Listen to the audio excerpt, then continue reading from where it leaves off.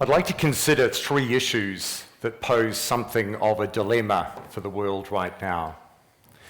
The most universally in-demand skill set is creativity.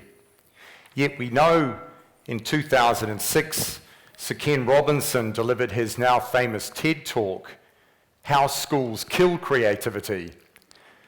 It's been viewed more than 25 million times, making it the world's most popular TED Talk.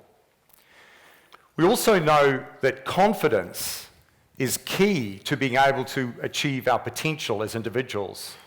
For without it, we feel restricted and constrained and not able to achieve the goals and aspirations that we set for ourselves.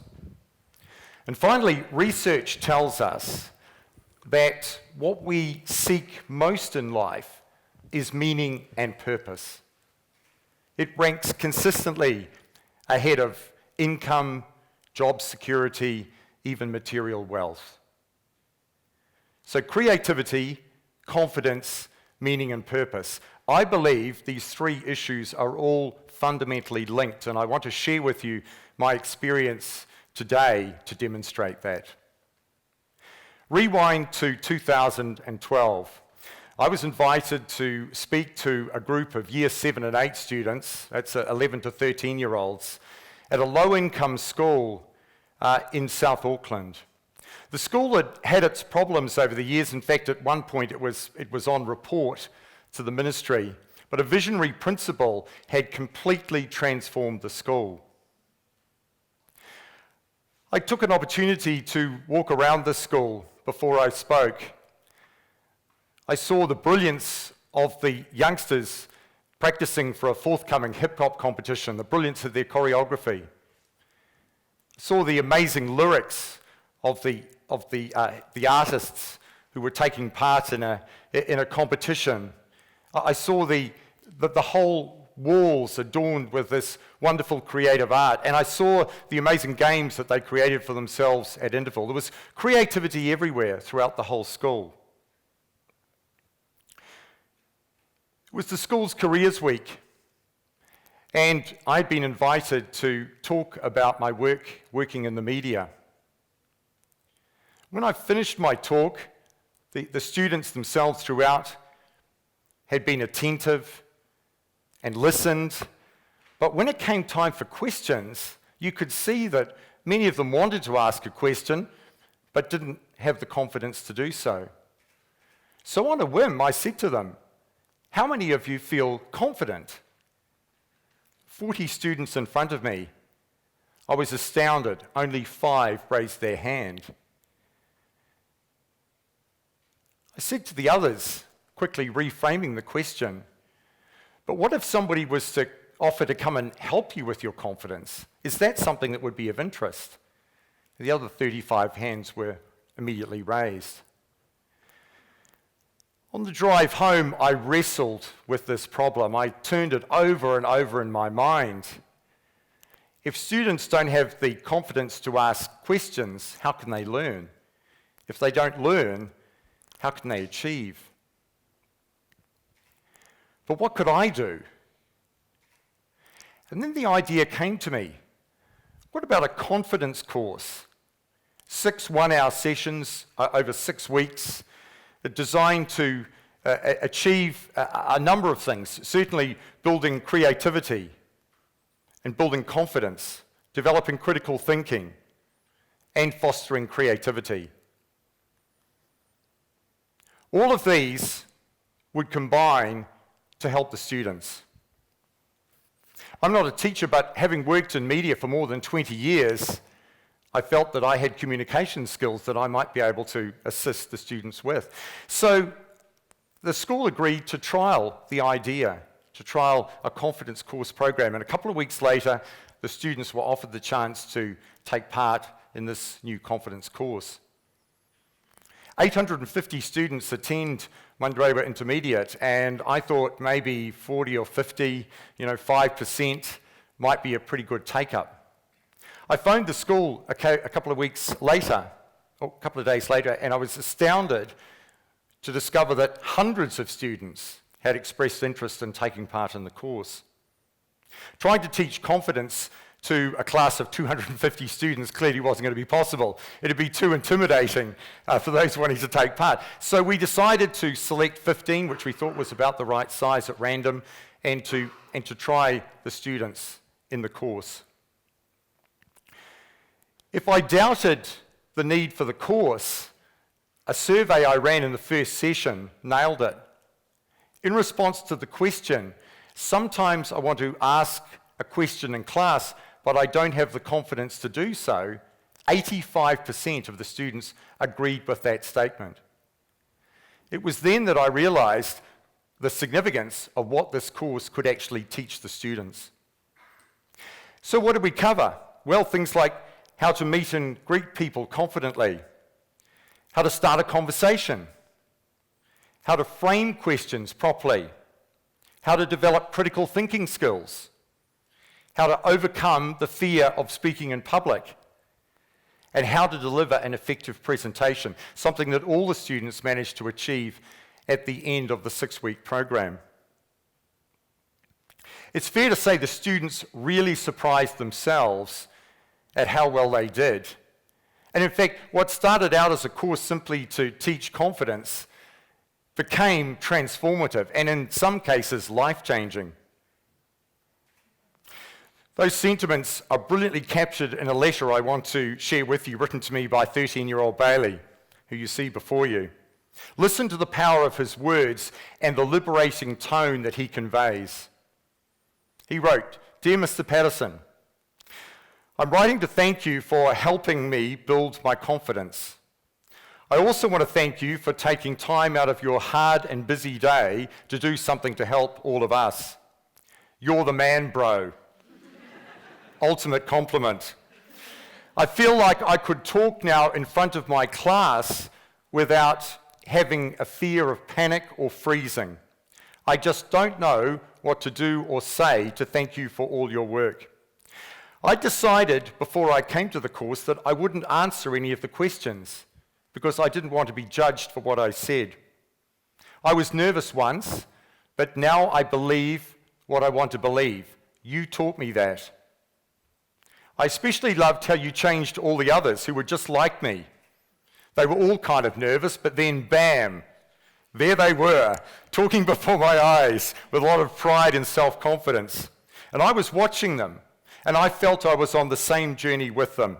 It was amazing how many people had improved and learnt so much. So I'd like to make you a promise. When I'm older, I will get a great job and buy you a Lamborghini. Yours sincerely, Bailey Munger. I told Bailey it was, without doubt, one of the most sincere thank you letters that I had ever received in my life. And if ever a Lamborghini turned up in my driveway, at least I knew who it would be from.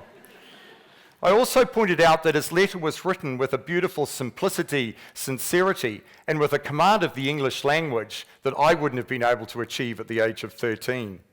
"Bailey," I said, "you're a writer."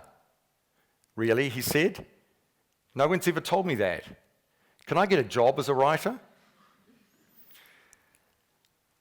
A couple of days later, or a couple of weeks later, I had a call from his mother, and she wanted to thank me for what I had been able to achieve with Bailey. Bailey had stunned the family by announcing that he now planned to go to university, something that he had never considered previously or even talked about. Feedback from the teachers was gold.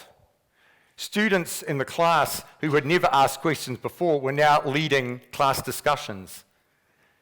Others were signing up to be MCs at the school's weekly assembly, something that they would have been too fearful to have done previously. Bailey is now locked on his goal like a heat-seeking missile. And then there's Orsai, 12 years of age, a Tongan student who I met at the end of last year. I said to him, "What's your career goal?"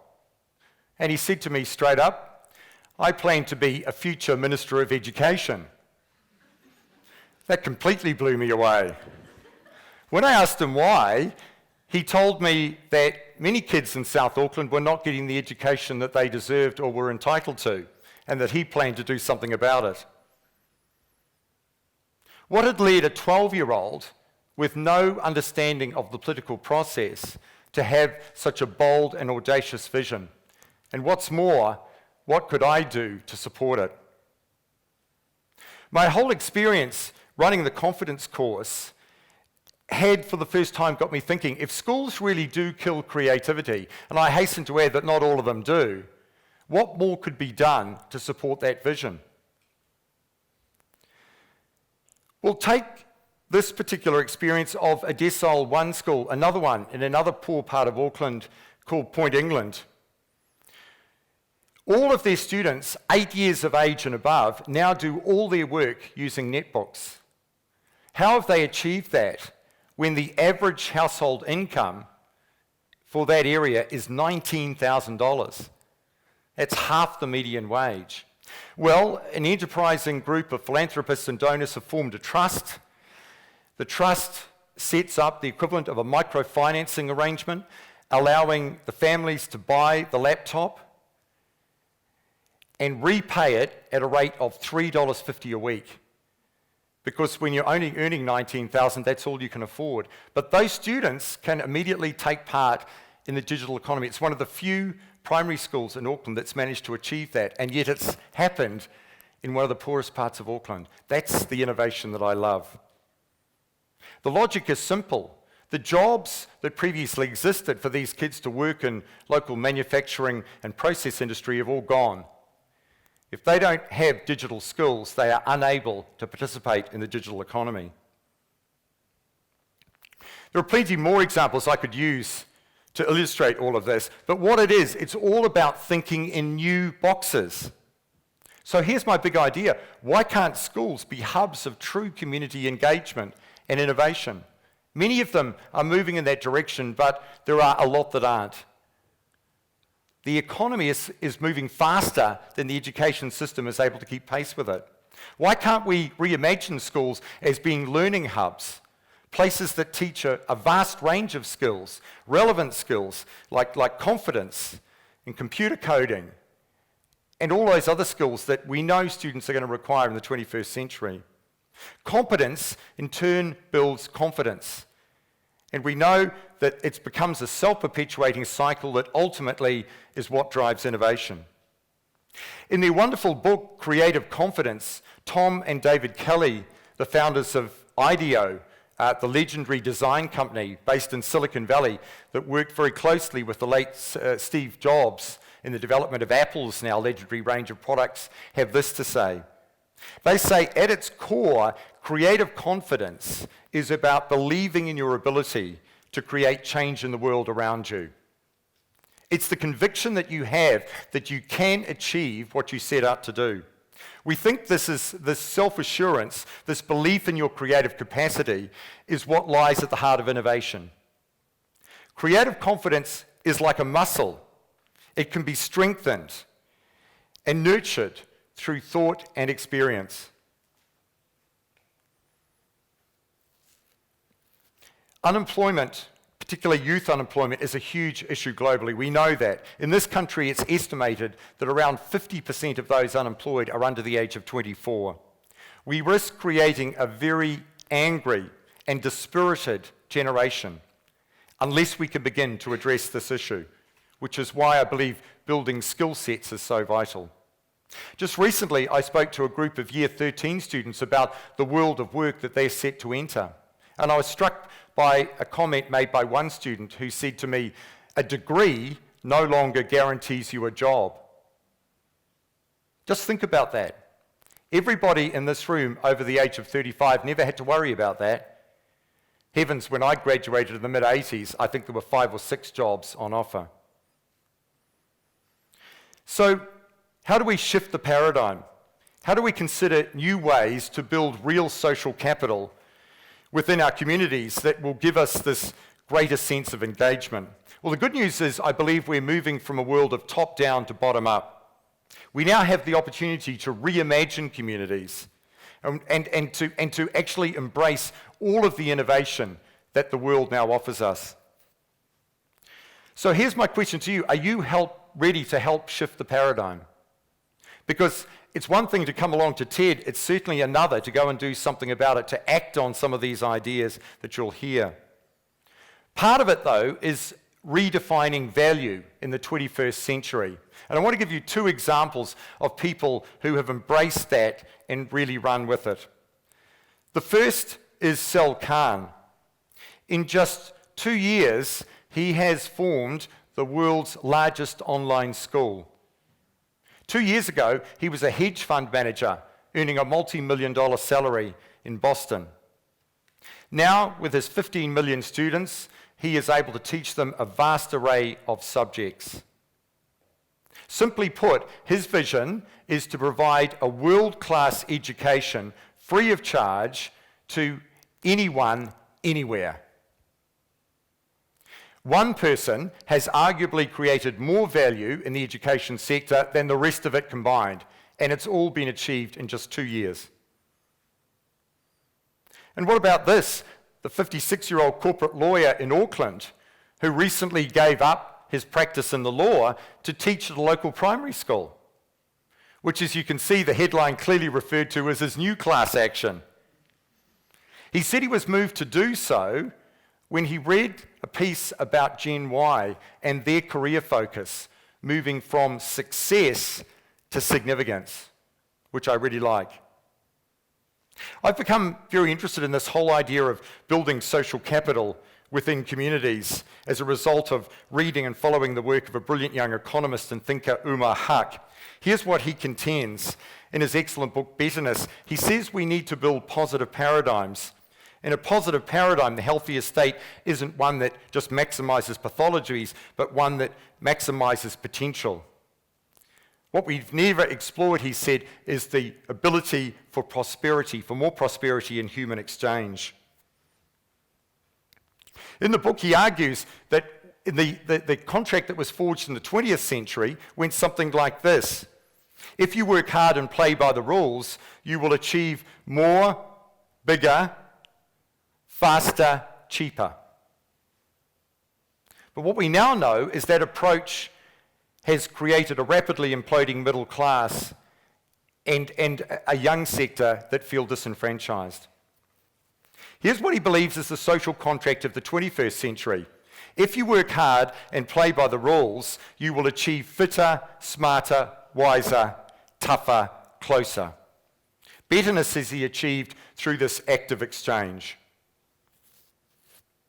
But what of Bailey and Orsai, who I mentioned at the start of this talk, and who in many ways are the faces of this whole debate? Well, just before Christmas, I took them on a trip to Wellington, a surprise trip. They'd never been on a plane, and they'd never been to Wellington. It was their first time experiencing really what the rest of New Zealand outside of South Auckland had to offer. And while they knew they were going to Wellington, they didn't know who they were actually meeting with. So while you saw Bailey on the phone before, it was the phone that he was using that was significant. After all, it's not every day you get to call home on the Prime Minister's phone. What's more, his mother didn't believe him when he called. And what about Orsai? Well, having an opportunity to deliver a speech in the debating chamber, sitting in the actual seat of the Minister of Education, certainly allowed him to cement his goal. And when he gets up, at some point in the future, hopefully, to deliver his maiden speech in Parliament, he can say, I delivered my first speech in this House when I was just 12, and by the way, I've got the photo to prove it. When Holocaust survivor Viktor Frankl, who wrote the best-selling book Man's Search for Meaning, he was asked to express in one word, or in one sentence rather, the meaning of his own life. And he said this: the meaning of your life is to help others find the meaning of theirs. How's that for creating a true sense of place?